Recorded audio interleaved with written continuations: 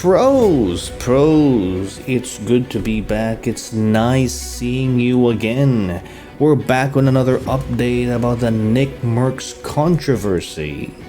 What happened lately was after his 1 week rest from the controversy, on his comeback stream, he received 11,000 subs in just 1 day. That's right. This is to show that people are supporting NIckmercs over Call of Duty. That's like tens of thousands, if not hundreds of thousands of people showing their support during that stream.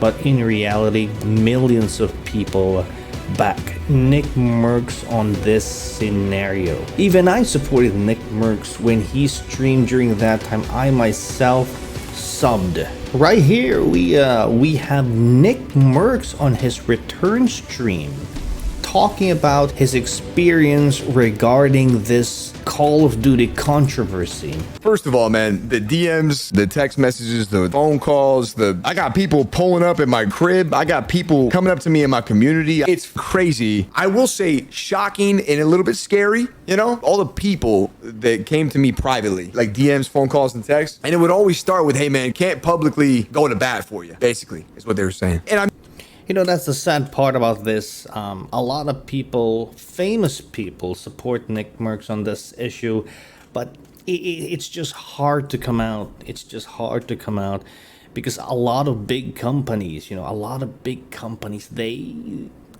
want to play both sides.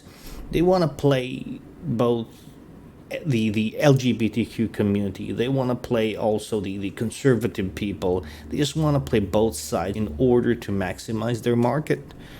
And because of that, a big influencer, you just can't choose sides. It's just hard to pick sides. You gotta please everyone, and that's just hard, especially on tough situations like these. I understand not wanting to be in the mess because, I mean, it gets a little bit crazy. I mean, I didn't want to be in it either, but at the same time, like, I stand by everything that I said. That's where I'm at. That's where I land.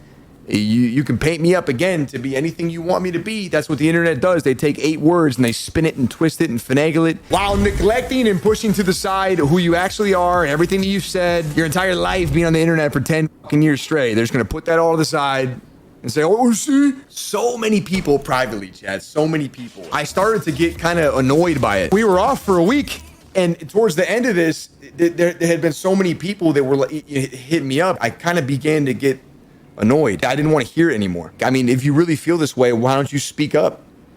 Why don't you say that you agree? Or why don't you say that you disagree? There's nothing wrong with conversation. You don't have to agree or disagree with everybody on everything in the world, man. You know, you can have conversations about things, especially important things. There's nothing wrong with that. We don't have to hate each other. But then again, we don't have to be perfectly aligned across the board. That's the beautiful thing about life. And now I got all these people.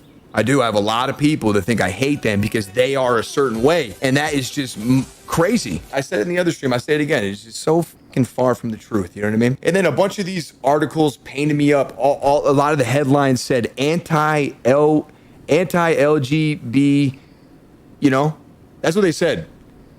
That's what that comment was. It was anti. What? You know, that's another thing with online articles these days, or those people that they're like the tabloids. In order to get the clicks, they will paint you in such a picture that you'll just appear controversial, you know? So, you know, for me, NIckmercs' tweet is not really anti-trans, anti-LGBTQ or anything. It's just leave the kids alone. Well, why would you get triggered by that? You know, that's what everyone's supposed to do. It's crazy. How the fuck was that it's just, listen, these kids are very young. Can't they just go be kids? Can't they just be children? Got nothing to do with that. Every headline said that. Did you read them? I was like, yo, Jesus Christ, man. But I shouldn't focus too much on that, man. I mean, listen, the fact of the matter is a lot of people agreed with what I said. Some people didn't. You know, at the end of the day, it is what it is. I feel confident about You know, I feel confident about the way I've handled myself throughout the process because, bro, they really did try to cancel me. You have companies calling companies, you have friends calling friends, you got people calling people, trying to paint me up to be something that I'm not and bring it all down. But the fact of the matter is listen, man, and I told the whole team this. I said, bro, we got one of the fucking greatest communities in this entire gaming space, man. I know that, they know that, you know that, everybody knows that. So companies and partnerships and though I value them greatly, putting those to the side, this is what's most important.